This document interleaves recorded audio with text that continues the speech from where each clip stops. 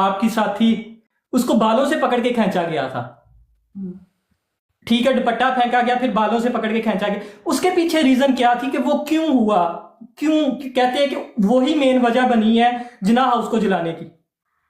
नहीं नहीं, ऐसा कुछ नहीं है। जब हम लोग गए थे, उसने तैयबा ने पहना हुआ था खुला जूता, जो चप्पल होती है, क्योंकि हमें अंदाजा नहीं था कि हमें आगे कहीं और जाना है। हम लिबर्टी जब गए तो कोई उस तैयारी के साथ नहीं गए थे कि बंद जूते या इस तरह के, तो उसके पाँव पे वो जूता लग रहा था बहुत ज्यादा। तो जब हम उधर पहुंचे चौक में, जो पहले ही चौक आया, तो हम वहां बैठ गए। जो एक उसका बना हुआ था, बन्नी से बने थे, हम उसमें बैठ गए। तो जब हम बैठे तो वो अपने पाँव दिखा रही थी कि मेरे पाँव जख्मी हो गया बहुत, मेरे सब चला नहीं जा रहा। तो हमने डॉक्टर यास्मीन की अनाउंसमेंट सुनी कि घर के अंदर नहीं जाओ, यहाँ पे कुछ इंतशारी शामिल हो गए हैं, घर के अंदर नहीं जाओ नहीं जाओ। तो हमने तब देखा कि ये क्या हो रहा है।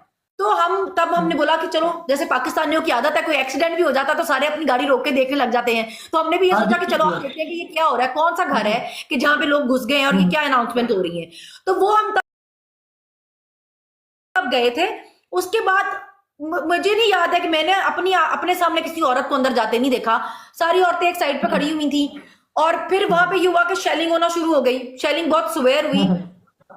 तो उस वक्त जब मेरे में तो बिल्कुल रेजिस्टेंस नहीं है शेलिंग की, मुझे तो मेरी तो हालत बिल्कुल खराब हो जाती है, तो मैं तो वहीं पे गिर गई। तैयबा फिर आगे गई, लेकिन उसको भी जाहिर ये गुस्सा था। इंटरव्यू भी जब हम दे रहे थे तो यही था कि क्या बकवास है, हम खवातीन जहाँ पे खड़ी हुई हैं वहां पे कोई कुछ कर भी नहीं रहा, घर दूसरी तरफ है। आपको अगर शेलिंग करनी भी है, अगर जाना भी है, तो आप उस तरफ जाए मरे। आप यहाँ पे जहाँ औरतें खड़ी हुई हैं वहां पे क्यों शेलिंग कर रहे हैं? तो वो एक था गुस्सा।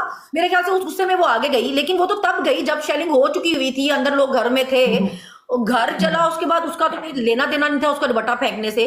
दुपट्टा फेंकने का पर्पस तो ये था कि गैरत आया आप लोगों को कि आप मर्द हैं, आपके घर पे अपनी माएं बहनें हैं और आप इतने जलील हैं कि फिर आप औरतों को मारने यहाँ पहुंचे हुए हैं। और गुस्सा इस चीज का भी था कि जब हम आ रहे थे तो बहुत सारे जो कुछ थोड़े बहुत पुलिस वाले खड़े थे पहले नाके पे, वो इतना क्राउड देके भाग गए। जब वो भाग गए तो उनके पीछे पुलिस अवाम भी बहुत सारी भागी।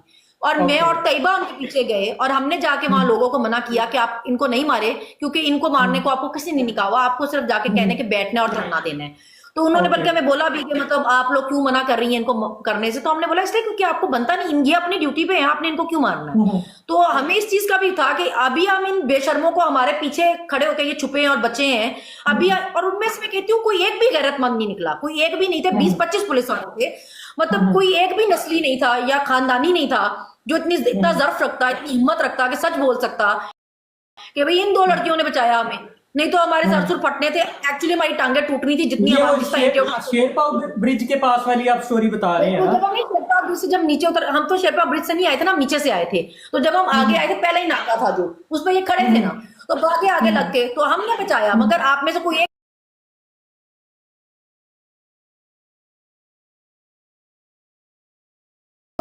फिर हमने उनको बोला कि जी इनको मत करें, आप बैठे, आपको अगर बैठने का का कहा गया है। तो उसको वो गुस्सा भी डेफिनेटली होगा कि हम इन बगैरतों का भी बचा के आए और ये दूसरी तरफ से घूम के आ गए हमी को शेल मारने। तो वो उसके दुपट्टे फेंकने से आग लगने का कोई ताल्लुक नहीं था, वो उसने गैरत दिलाने के लिए कहा था। चूड़ियां होती तो चूड़ियां मुंह पे मारनी चाहिए थी इनके, कि पहन जो बगैर तो घर पे बैठ जाओ। अगर ऐसी ड्यूटी कर रहे हो, ड्यूटी के नाम पे ये बेशर्मी करनी है, चूड़ियां पहन के घर पे बैठ जाओ। तुम्हारी अपनी माँ बहन होती तो मारते ड्यूटी के नाम पर, नहीं मारते ना। तो दूसरों की को मुफ्त का माल नहीं समझना चाहिए ना।